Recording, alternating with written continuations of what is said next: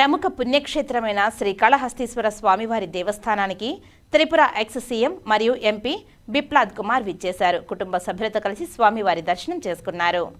Tripura ex CM మరియు MP బిప్లాద్ Kumar వారి కుటుంబ సభ్యులతో కలిసి శ్రీకాళహస్తీశ్వర స్వామివారి దేవస్థానానికి విచ్చేశారు. వారిని దేవస్థానం ప్రోటోకాల్ ఏఈఓ సతీష్ మాలిక్ స్వాగతం పలికి శ్రీ జ్ఞానప్రసూనాంబ సమేత శ్రీకాళహస్తీశ్వర స్వామివారి ప్రత్యేక దర్శనం చేయించారు. అనంతరం తీర్థ ప్రసాదాలను అందజేశారు.